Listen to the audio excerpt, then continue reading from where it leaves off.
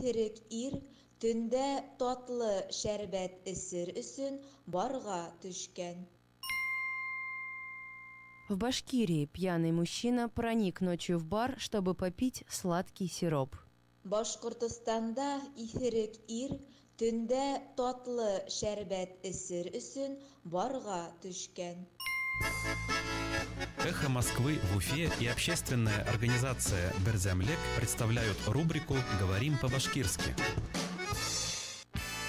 Вы слушаете «Уфимский разворот» – программу, в которой ваше мнение может быть услышано, голос учтен, а СМС-сообщения прочитаны в эфире нашей радиостанции. Слушайте «Уфимский разворот» по будням с 9 утра. Да не просто слушайте, участвуйте.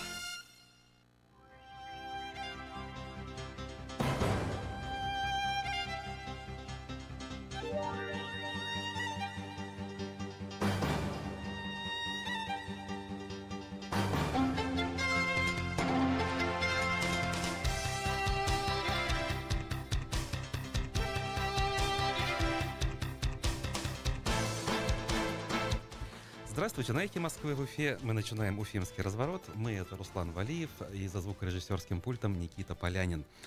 Сегодня у нас вторник уже, и, соответственно, 19 ноября. «Уфимский разворот» будет поставлен по обычной схеме. Почитаем прессу. Послушаем сегодня фрагмент программы «Послесловие» с Азаматом Саитовым. В гостях нашего коллеги вчера был депутат Курултая Дмитрий Чувилин. Рассказывал о многом и важном, о собственных инициативах, в том числе по изменению закона о митингах, но мы послушаем его мнение по поводу ситуации вокруг Шаханов Куштау в частности. Поголосуем. Во второй части обсудим вопрос изучения родных языков, башкирского языка в частности. У нас в гостях будет директор фонда по сохранению и развитию башкирского языка Гульназ Юсупова. На эту тему также есть публикации наших коллег из СМИ, поэтому в первой части, в обзоре прессы, мы это дело также сегодня с вами почитаем. Моя соведущая Виктория Куприянова также здесь, присоединяется к нашему эфиру сегодня. Я напомню, что поскольку у нас прямой эфир, вы можете присоединяться к нашей программе с помощью СМС-сообщений и сообщений в мессенджере Telegram. Напоминаю, телефон +7 927 304 1051. Пожалуйста, не забывайте подписываться. Вижу, что уже сообщения поступили, и, соответственно, мы их будем читать. А начнем мы обзор прессы прямо сейчас. Ну что ж, первым делом хочу материал «Идель Реалии» обозреть о том, что подходит к концу очередной процесс по делу о пытках нефтекамской полиции, дело Венера Мардамшина. Завтра, 20 ноября, ожидается оглашение приговора, и большой материал Артура Асафьева вышел на портале вчера. Без реального наказания виновных ни о какой борьбе с пытками речи быть не может. Так материал озаглавлен. Это цитата Евгения Литвинова, руководителя комитета против пыток, поскольку в этом материале помимо описания событий есть еще и интервью с Евгением, которое взял Артур Асафьев. Издание напоминает, с чего все начиналось. Осенью 2016 года Венер Мардамшин был доставлен в отделение полиции, где из него пытались выбить показания по уголовному делу о похищении местной предпринимательницы. Однако, в общем, не добившись своего, полицейские отпустили Мардамшина, после чего тот зафиксировал побои, и был суд, был оправдательный приговор к полицейским в суде в Янауле, но Верховный суд этот приговор отменил и отправил дело на повторное рассмотрение в суд Нефтекамска для того, чтобы избежать конфликта интересов. И вот уже полгода этот процесс шел. О том, как это все происходило, в материале Артура Асафьева есть. Завтра ждем приговора, я думаю, точнее, я надеюсь, что он будет справедливым. Ну что, Вик? У меня продолжение истории. Я помню, вот не так давно мы в эфире с Леной как раз обсуждали про девочку Софью. Может быть, тоже помните, был найден ребенок с деформированным лицом. Родители не занимались ей совершенно никак. И после материала, кажется, про Уфу вот запустилась цепочка событий. Новость попала в социальные сети. И вот ребенка отправили лечиться в Израиль. Финансирует это, как я понимаю, республика. Угу. Вот. Ну, то есть продолжение более-менее благоприятное по этой теме. Ну, не более-менее, я считаю, что все-таки благоприятное, да, потому что, ну, представь себе, вообще никто не занимался ребенком, то есть его не могли взять в детский садик, потому что вот из-за внешних, да, каких-то признаков. А сейчас, возможно, после этой истории, после огласки, во-первых, родители сами возьмутся за ребенка, а во-вторых, есть вероятность получения квалифицированной помощи, так что, мы порадуемся за нее.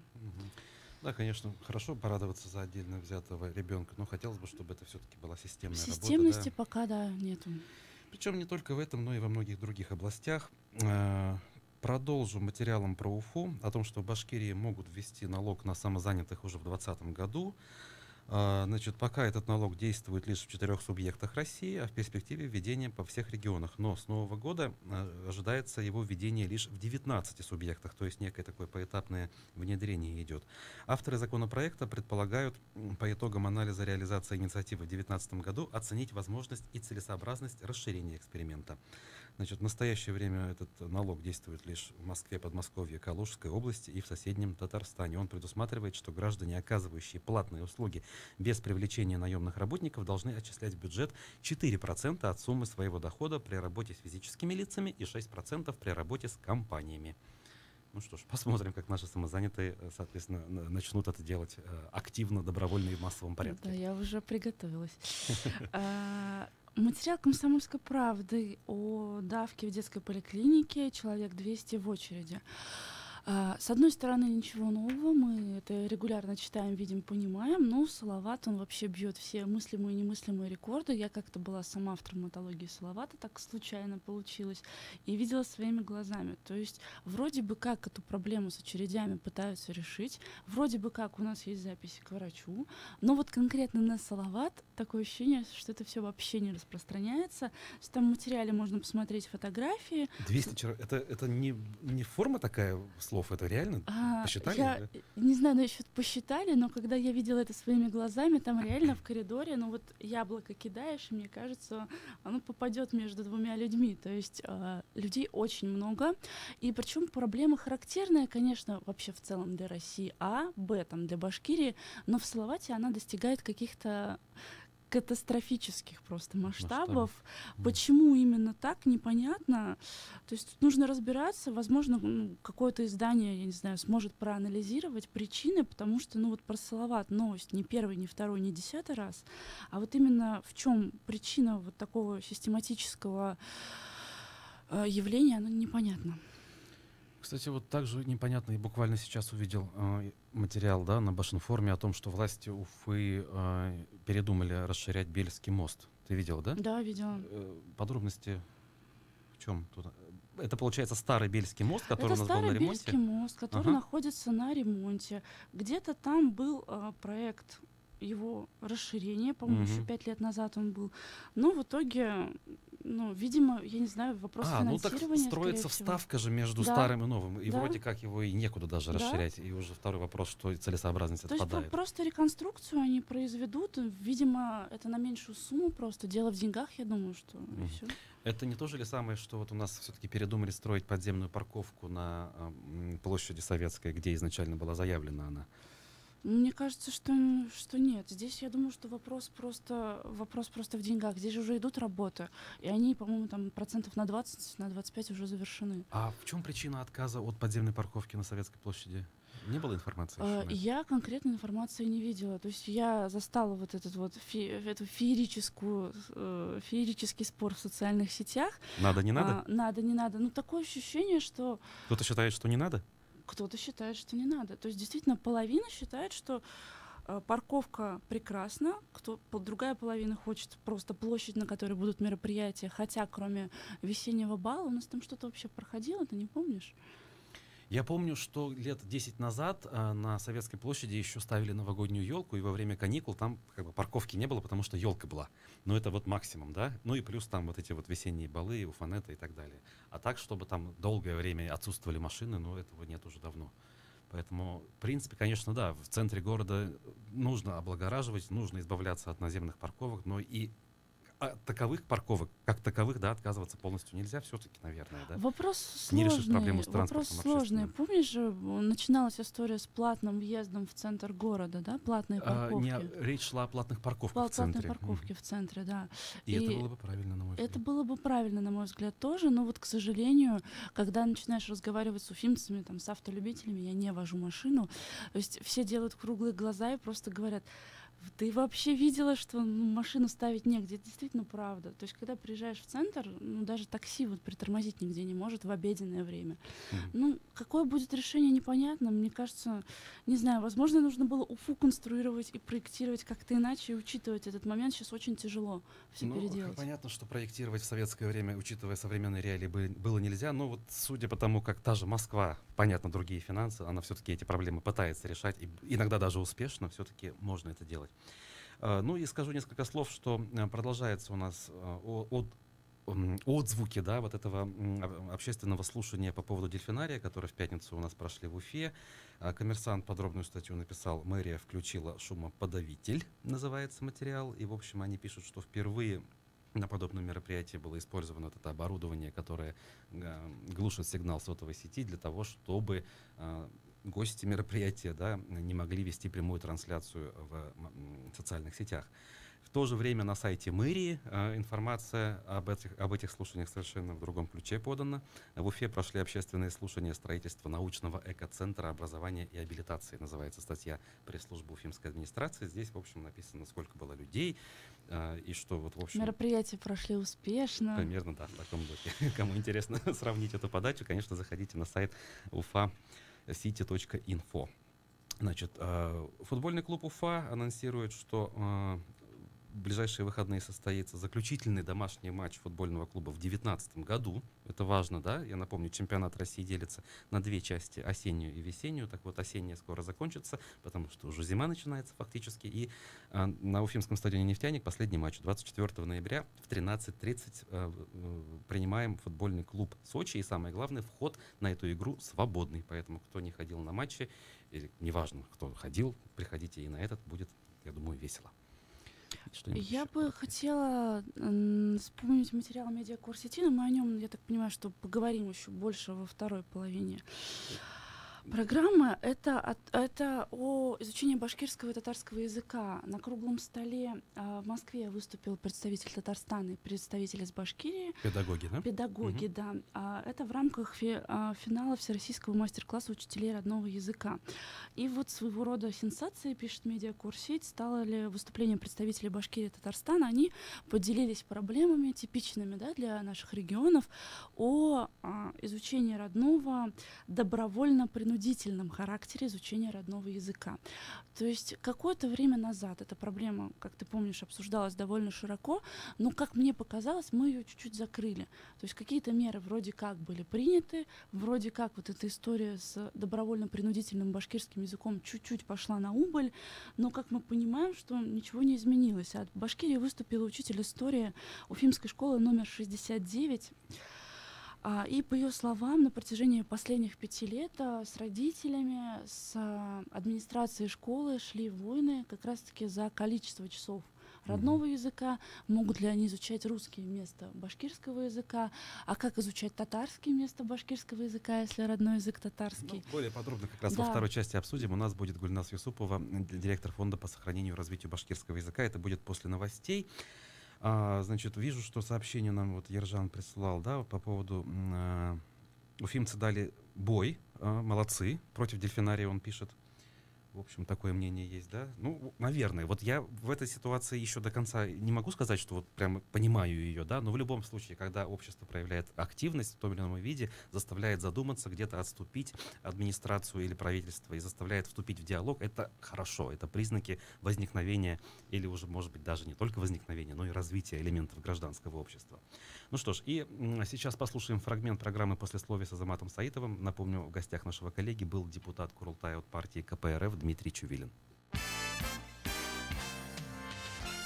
общественники из движения «Башкорт» планировали митинг против решения о промышленной разработке Шихана Куштау. Но ни уфимские власти, ни башкирское правительство разрешения на его проведение не дали. За республиканские власти отказ подписал почему-то министр жилищно-коммунального хозяйства Беляев, мотивируя, что все разрешенные площадки Уфе уже заняты. Хотя общественники говорили, что мы одновременно подали первыми в разные, скажем, уровни, и в мэрию, и в правительство утром. Кто их успел их опередить, это вообще загадка, конечно. Понятно, что все это игра. Почему им запретили, мы тоже, наверное, догадываемся, что башкирских чиновников трясет каждый раз от страха, что вдруг придется лишний раз даже упоминать вслух название Шихана. Интересно стало, а в депутатских руках ваших тоже стрёмно обсуждать тему Куштау? Да как-то она особо не обсуждается, потому что в депутатских кругах я вот точно могу сказать, что есть как сторонники разработки Куштау, так и противники. И эта тема достаточно остро обсуждается. Но у нас вот, допустим, у фракции КПРФ есть четкая позиция по этому вопросу, да, что необходимо провести референдум, необходимо прежде всего спросить у людей, хотят они, чтобы Куштау разработали или не хотят. Есть ли альтернативные источники сырья? Потому что те люди, которые, допустим, в депутатских кругах сторонниками являются разработки, они говорят о том, что просто-напросто... Много таковых, кстати. Я про кулуары говорю, но двоих точно знаю. Они говорят, что мы не хотим мертвый город, чтобы появился у нас в Башкирии в виде Стерлитамака, да? Я думал, наоборот, мертвый город – это который погрязнет в экологических проблемах, потому что Куштау же ведь является легкими не только Стерлитамака, Салавата и Шимбая, потому что это лесистый большой холм, гора Шихан, рядом Агидель. Именно говорить нужно не о мертвом Стерлитамаке, который потеряет рабочие места, по-моему, 4000 рабочих мест. Позиции есть разные, поэтому надо здесь спрашивать у людей. У нас, вы знаете, проблемы вообще все в Башкирии, которые... И протесты, кстати, зачастую происходят из-за того, что вот здесь вот копаем, здесь не копаем, здесь то строим, здесь это не строим, а у людей никто ничего не спрашивает. Дмитрий, вот вы предлагаете идею референдума. Вы считаете, что это тот самый оптимальный вариант, который и даст ответ на то, нужно или не нужно разрабатывать гору Куштау, так? Да, прежде всего у людей надо спрашивать. Хорошо. И не у чиновников. Давайте мы с вами подискутируем. Что такое референдум в наших современных российских, не башкирских, современных российских реалиях? Референдум – это окончательное решение. Но референдум, если вспомнить Сталина, не важно, как проголосуют, важно, как почитают. Результаты референдума тоже можно подогнать под нужное решение. Вот референдум провели, 51% за промышленную разработку. Все. И мы однозначно теряем гору Куштау. Мы ведь с вами не можем быть уверены, что подсчет голосов на референдуме будет объективный. Выборы, они вообще частенько проходят с фальсификациями, да, поэтому здесь необходимо, конечно же, заняться контролем. На каждый участок направлять наблюдателей, чтобы смотрели за объективность. Но вы же хорошо знаете, что институт наблюдателей и все остальное, это все можно обойти. Но не всегда можно, потому что каким-то образом же мы, допустим, та же самая наша фракция КПРФ находится же в парламенте, да? Потому что, может быть, вам, в принципе, вас нельзя было сбросить, скажем, со счета и определенное количество дали для того, чтобы соблюсти. Это на самом деле результат вот как раз-таки очень жесткого противостояния. Нет, мне просто приходилось слышать мнение, что референдум – это не тот путь. Референдум – это путь как раз, который не устраивает нас. Он должен быть не референдум. Должно быть просто митинги, движение, воззвание, обращение в Международный институт, обращение к федеральным властям, обращение лично к Владимиру Путину. Вот это тот путь, который нам нужен. Или вы не согласны? Все-таки вы настаиваете... Но это все равно передать решение этого вопроса в руки чиновников, соответственно. Они уже будут решать не всегда исходя из блага народа. Они могут принимать решения, исходя из личных интересов каких-то карманных. Не мне говорить об уровне коррумпированности тех же самых чиновников. Те же самые обращения к тому же самому главе государства, да, к Путину. Но они на практике показывают, ни к чему хорошему они не приводят. Проблем-то от этого меньше не становится. Общественники, которые сегодня ратуют за сохранение Шихана Куштау, именно и хотели провести митинг. Почему, как вы считаете, власти им отказывают? Это политическая воля всего лишь. Возникает иногда ощущение, что вот этот вот уровень протестной активности, да, это какой-то из показателей вообще эффективности работы, в том числе и главы региона, да. И чем меньше вообще протестных мероприятий, тем лучше вот этот вот KPI, что называется, КПД, да. Митинг – это просто волеизъявление людей. Митинги всегда властями, я имею огромный опыт в их проведении, всегда воспринимались достаточно агрессивно. То есть они это, любое публичное мероприятие, к сожалению, воспринимают не как способ обсудить какую-то проблему, а как личное оскорбление. Дмитрий Чуверин в программе «Послесловие» с Азаматом Саитовым. Полная версия эфира есть на сайте и наших социальных сетях. Сегодня в программе «Персонально ваш» будет экономист Всеволод Спивак. Слушайте программу после 15 часов. А сейчас вот о чем. Муниципальный район, Баймакский район Республики Башкортостан, так называется сайт, который я открыл, пишет новость, публикует материал. Фестиваль по сдаче норм ГТО в обществе инвалидов. Значит, здесь такая праздная, значит, публикация о том, что все хорошо и замечательно. Но самое, конечно, вопиющее то, что на фотографии изображено. Глава администрации района вручает мальчику с ДЦП подарок — велосипед. Да, и возникает вопрос, насколько по адресу этот подарок делается и насколько вообще это уместно. Некоторые СМИ начали уже эту информацию публиковать, но исходя из того, что вот на данный момент я вижу на сайте администрации, вот у меня лично это вызывает недоумение. И поэтому, друзья, хотелось бы у вас спросить, вот, если вы эту ситуацию вот попытаетесь проанализировать, да, подарок — это в принципе хорошо, это внимание, это как бы, в общем, ну, деньги какие-то, да, этот подарок даже если не использовать, можно его продать, например, кто-то скажет. С другой стороны, конечно же, эта ситуация, ну, мягко говоря, показывает равнодушие, да, мягко Не говоря. согласна, сейчас ты закончишь, я Ну, скажу. слушай, давайте тогда проголосуем, друзья. Вот здесь два варианта ответов, у нас два номера телефона. Если вы считаете, что какой бы ни было, это отличный подарок. Дареному коню, как говорится, в зубы не смотрят. 262 72 47. Если вы считаете, что подарить велосипед мальчику с ДЦП это все-таки позор, 262 72 48. Голосование. Процесс пошел. 262 72 47. Подарок, он и есть подарок. Не нужно на него, в общем, обращать в этом смысле такое негативное внимание. Дареному коню в зубы не смотрят. 262 72 47. Нет, ужас. Если уж дарить подарок мальчику с ДЦП, нужно это учитывать, да, и в конце концов делать подарок адекватный. Деньгами, в конце концов, можно было бы этот вопрос решить. 262 72 48. У нас совсем мало времени. Скажи, что ты Попробуй думаешь? уложиться в 30 секунд. И если бы ты действительно хорошо был знаком с историями детьми с ДЦП, такого бы вопроса не возникало, потому что если есть шансы, их отдают на фехтование, они катаются на велосипедах, и все это нужно и важно. Вопрос в степени заболевания. Вполне может быть, что он может это делать. Ой, друзья, продолжаем голосовать во время новостей. После перерыва подведем итоги и потом поговорим с нашей гостьей.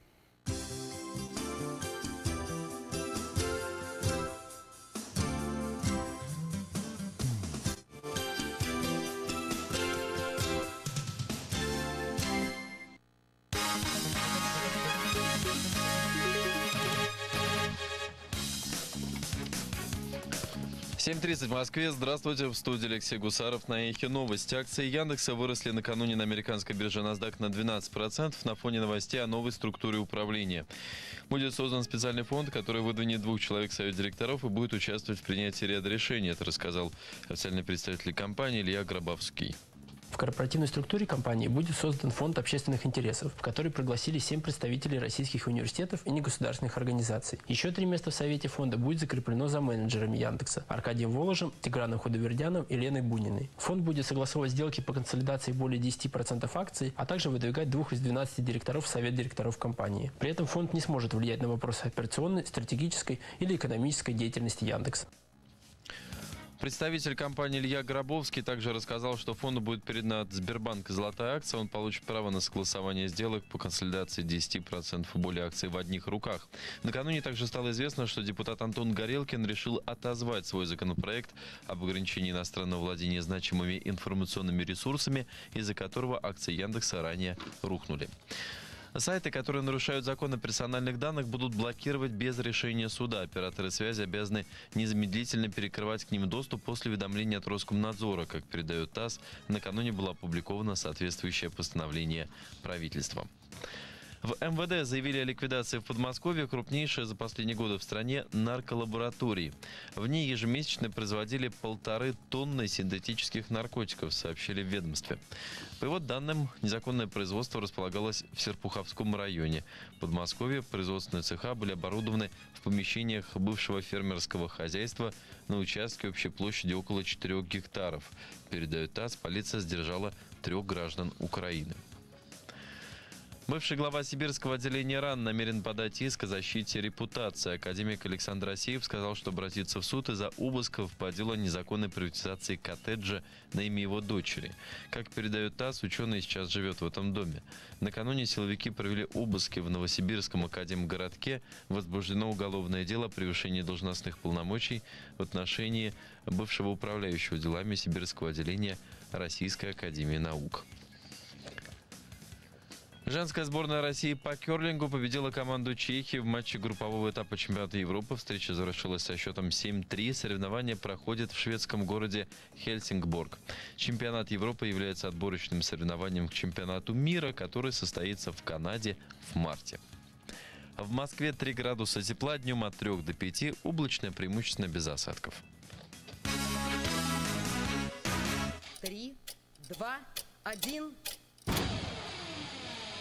Реклама. Первый трест представляет жилой комплекс «Уфимский Кремль» в самом центре Уфы. Новая секция в продаже. Успейте купить на старте. 222 0111. Застройщик ООО «Трест номер 7». Проектная декларация на сайте наш.дом.рф. Я, Геннадий Малахов, считаю, что в любой ситуации нужно сохранять спокойствие. Особенно, когда в аптеках «Фармленд» такие скидки. Запомните, весь ноябрь в аптеках «Фармленд» скидки до 50%. «Фармленд» – аптека доброго здоровья. Возможны противопоказания. Необходима консультация специалиста. Подробности об организации акции, правилах вместе и сроках ее проведения узнавайте у сотрудников аптек «Фармленд» и на сайте farmland.ru. 20 ноября вместе с гостями студии «Эхо Москвы» в Уфе, финансовыми экспертами компании «Финам» Иваном Артамоновым и Ленаром Фаухиевым обсудим, какая ситуация на рынке на сегодняшний день. Слушайте эфир в среду в 8:45. Сегодня гостем программы «Персонально ваш» будет экономист Всеволод Спивак. Вопросы гостю присылайте на номер +7 927 304 10 51. Слушайте эфир на «Эхе Москвы» в Уфе после 15 часов. Телефон рекламной службы «Эхо Москвы» в Уфе 216 35 99. Будет реклама, будет и эхо. На то мы и партнеры.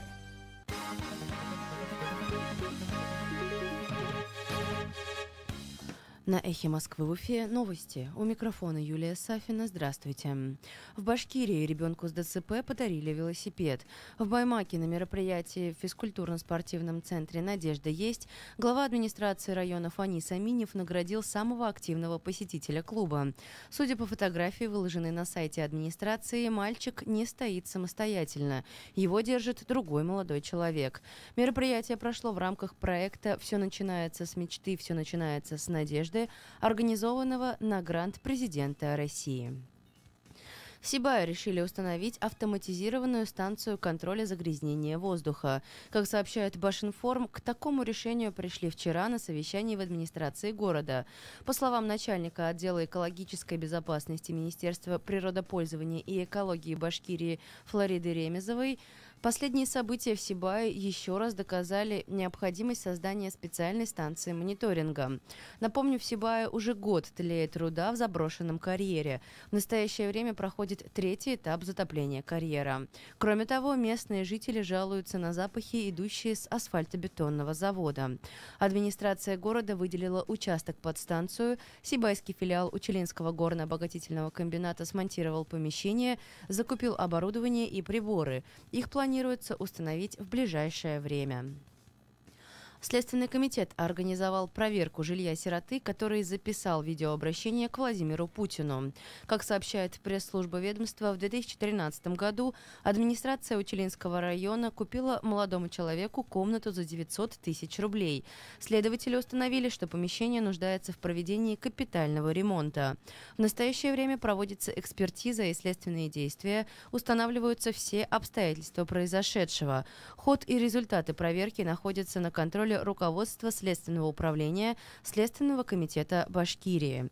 Напомню, вчера стало известно, что житель Учелов Ильнур Даушев обратился к президенту России с просьбой помочь решить его жилищную проблему.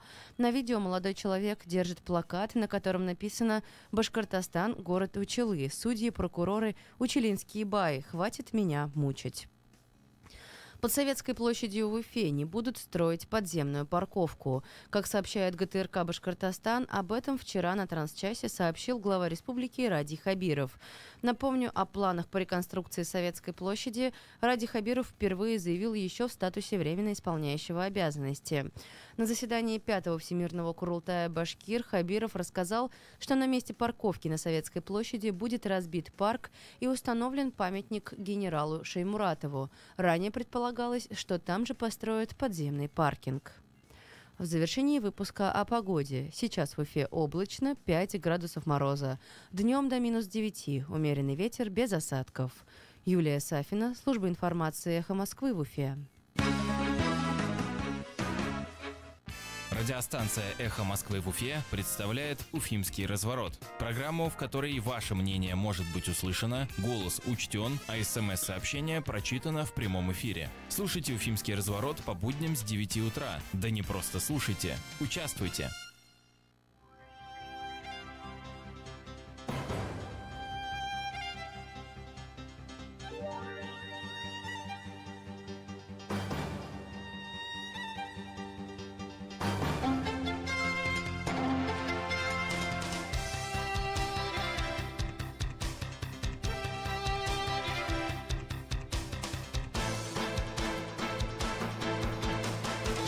Продолжаем уфимский разворот на Эхе Москвы в Уфе в прямом эфире.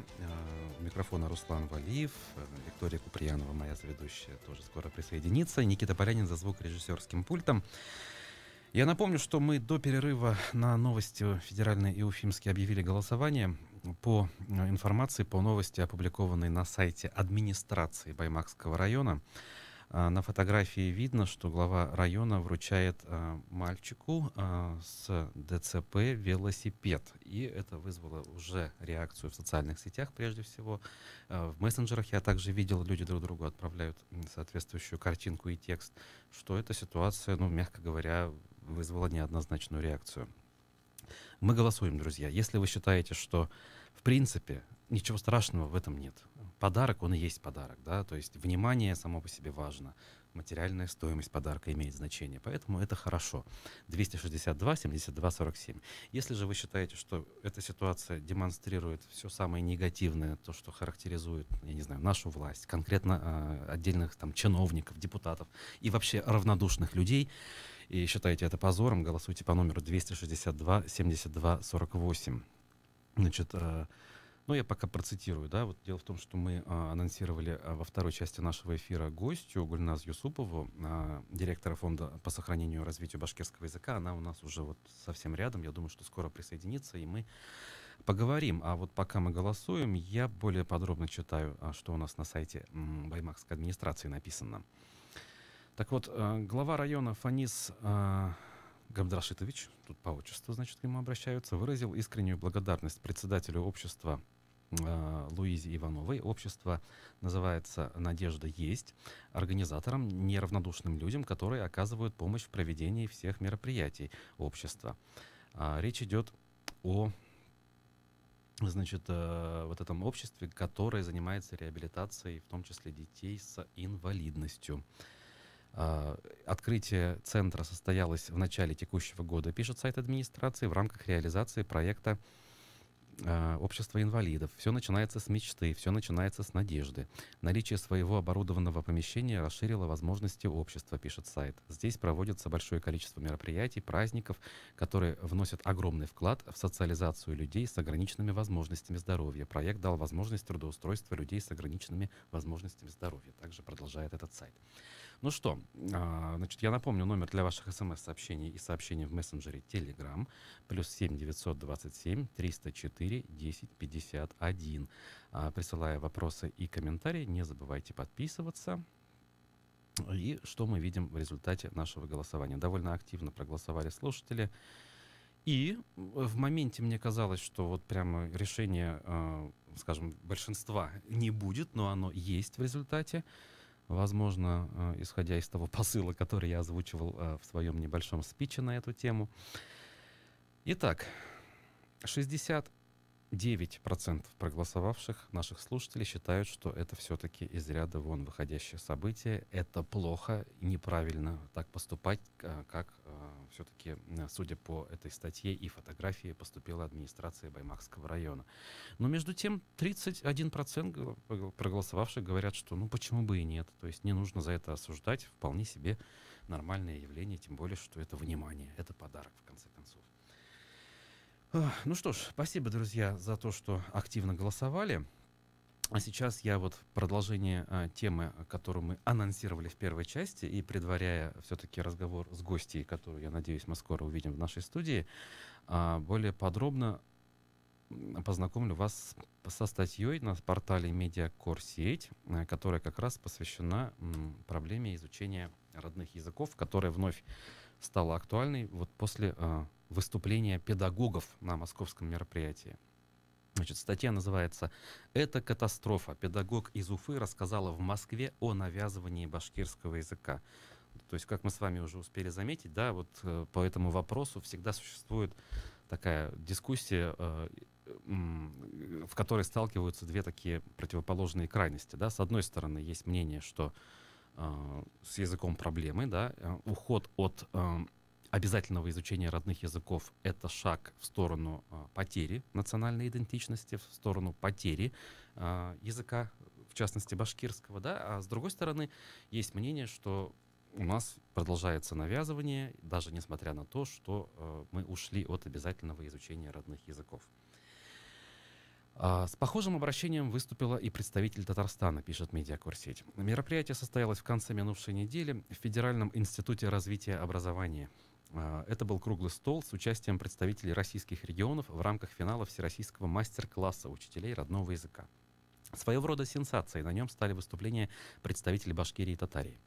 Обе выступавшие рассказали, цитирую, о добровольно-принудительном характере преподавания соответствующих предметов в школе.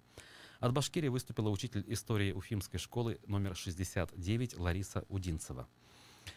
По ее словам, на протяжении 5 лет в отдельно взятой школе педагоги вместе с родителями упорно отстаивали права детей на свободный выбор или не выбор таких учебных предметов, как государственный башкирский язык и история, культура и литература Башкирии. В итоге, в преддверии нынешнего учебного года, более трети учеников смогли воспользоваться этим правом, несмотря на противостояние администрации школы. И вот дальше цитата из выступления Ларисы Удинцевой. «Министерство образования не хочет заниматься этой проблемой. В результате может получиться, что отторжение государственного языка вследствие навязывания данного учебного предмета в школе может перерасти в стадию агрессивного отношения к нему. Даже те, кто хотел бы изучать данный предмет на фоне происходящих негативных процессов, откажутся от своего намерения, считает педагог». При этом она обратила внимание собравшихся на необходимость четко разграничивать изучение государственного и родного языков и изложила негласную позицию представителей власти, во что бы то ни стало обеспечить обязательное изучение в школах государственного башкирского языка. Значит, по ее словам, переломить ситуацию непосредственно в ее школе помогло обращение к члену Федерального совета по правам человека. Я историк и могу оперировать историческими фактами. Известно, что монголо-татары во время нашествия на Русь грабили население, но ни в коем случае не уничтожали церковь и язык. Но почему же сегодня мы ведем себя хуже невежественных кочевников? Задала она вопрос. Неужели власти не понимают, что таким образом, принуждая детей к изучению государственного башкирского языка и вызывая у них неприязнь к данному предмету, они вовсе не укрепляют межнациональное согласие, а наоборот раздувают огонь, из которого могут разгореться конфликты? Ну, в общем, мнение здесь такое, да, что идет у нас навязывание, и о добровольности, фактически закрепленной в нынешних законах, речь не идет. Я напомню, да, те, кто, может быть, не обратили внимания, например, активисты башкирских национальных движений, в частности Башкорт, считают, что наоборот, у нас сейчас слишком мягко, да, законодательство в этом смысле прописывает изучение языков. Поскольку изучение перестало быть обязательным, люди от него отказываются, что чревато потерей большого количества носителей языка и, соответственно, постепенным исчезновением языка как такового. Много копий на эту тему ломается. В конце 2017 года в Уфе состоялись в том числе несогласованные акции протеста, которые завершались и задержаниями, и крупными штрафами для людей, которые в этих акциях участвовали и были наиболее активными, заметными участниками этих процессов. С тех пор вроде ничего активного такого не было, но участники этих процессов считают, что проблема сохраняется. Поэтому, друзья, если вот у вас есть на этот счет мнение, вы также делитесь им с помощью номера для смс-сообщений и сообщений в Телеграме +7 927 304 1051. Мы продолжаем ждать в студии нашу гостью, которую мы сегодня очень хотели увидеть в эфире, но, судя по тому, что я вижу, пока никто к нам не присоединился. Ну что ж, в принципе, раз такое дело, мы можем вспомнить о том, что у нас есть еще одна техническая возможность. Помимо номера для смс-сообщений у нас есть телефон прямого эфира. Если среди наших слушателей сейчас есть люди, которые имеют отношение к системе образования, либо вы являетесь родителем, да, ученика и ученицы, которые вот сейчас в школе изучают или не изучают родной язык, и у вас есть на этот счет какая-то своя выверенная, понятная позиция, пожалуйста, звоните нам по номеру прямого эфира, номер, напомню, давно его не слышали, 216 35 44. Повторю, 216 35 44, код Уфы 347, если кто-то позвонит не из Уфы. Звоните и делитесь мнением и своими соображениями на тему того, как вы оцениваете вот эту ситуацию с изучением или не изучением, обязательным я имею в виду, родных языков в наших школах. Значит, я напомню, что материал медиакурс-сети, который мы только что цитировали, он говорил о том, что учителя из Башкирии и Татарии пожаловались в Москве на то, что у нас идет излишнее принудительное обучение, хотя закон этого не предусматривает на сегодняшний день. С 2017 года, после того, как Владимир Путин на заседании Госсовета, по-моему, проходящего в Чувашии, сказал, что мы обязательно изучать языки не должны, ситуация в этом смысле изменилась. Я напомню, телефон прямого эфира 216 35 44, код Уфы 347. Звоните те, кто хочет высказаться в прямом эфире нашей программы на тему обязательности или необязательности изучения родных языков. В частности, для Башкирии, наверное, самым актуальным является башкирский, потому что мы живем в Башкортостане. С другой стороны, конечно, у нас очень большая доля, да, татарского населения, поэтому и татарский язык, да и марийский, и чувашский, да и любой другой родной язык, он является важным звеном, я не знаю, жизни для человека, представителя той или иной народности. И поэтому тема, конечно, сохраняет свою актуальность, несмотря на то, что иногда она уходит из первых полос изданий. Итак, у нас есть телефонный звонок от нашего радиослушателя. Здравствуйте, доброе утро, пожалуйста, представьтесь. Алло, мы вас слушаем. Говорите громче и представьтесь. Алло, вас не слышно. Так, звонок, к сожалению, сорвался. 216 35 44, номер телефона прямого эфира. Звонок вот сейчас от слушателя был, он сорвался, поэтому вы можете перезвонить. Я надеюсь, что связь будет более устойчивой, и мы вас услышим. И вы сможете, да, вот Алло. У нас есть звонок. Да. Доброе утро. Утро доброе. Как вас зовут? Я хочу сказать, что вы такое большое значение придаете башкирскому языку, башкирской культуре. Я вот пробовала разбираться. Я родилась в Башкирии. Понимаете, еще когда башкир было так мало, они приезжали и только спрашивали, обращались там, где чего. Простите, я вас прерву. Во-первых, да, представьтесь и немножко радиоприемник либо потише сделайте, либо отойдите от него. А я по мобильнику говорю, поэтому да, я ничего не могу сделать. Понятно. А представиться могу Лидия Антиповна Богатырева. Ага, замечательно. Так. Мне 83-й год пошел. Я родилась в Башкирии. Практически всю жизнь, кроме там небольшого периода, я прожила в Уфе. И поэтому мне вот о башкирах, знаете, моя мама, вот русская, все русские, но умела говорить по-башкирски, по-татарски, потому что такие были связи между деревнями. Они жили где-то рядом с дорогами, к ним заезжали татары, башкиры, чуваши. И мама всегда говорила, вот, девчонки, ее мама моей бабушки, то есть моя бабушка, говорила: девчонки, ставьте самовар, кто-то подъезжает. Ну, замерзают люди в пути, понимаете? Вот такое было отношение. И не было различий: башкиры, чуваши, татары там. Они, вот родители мои говорили по-башкирски, по-татарски, или я не знаю, но какой-то язык был. Особенно на политические темы они нас не закрывали эту тему, они не хотели при нас говорили между собой вот на этом смешанном каком-то языке. Спасибо вот вам. Сейчас, Спасибо вот огромное. Сейчас... Дело в том, что у нас гостья в студии подошла, я вынужден вас прервать. Спасибо вам огромное за звонок. Гости подошли, вы, значит, заткнитесь. Да, у нас мало времени. Дело в том, что мы все-таки должны пообщаться.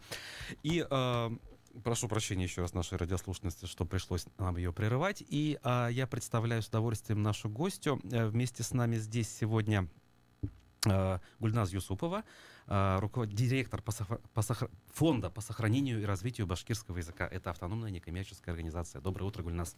Доброе утро. У нас сегодня, так получилось, что времени гораздо меньше, чем обычно. Ну, наверное, начнем с самого простого вопроса. Можете рассказать, фонд по сохранению башкирского языка, что это, как это, для кого это?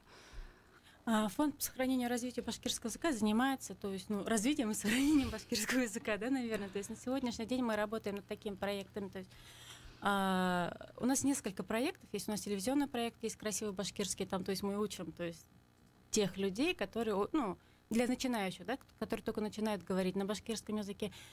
Сделали несколько приложений на башкирском языке. IQ Балабаш называется, там, то есть это для детей с 1,5 года.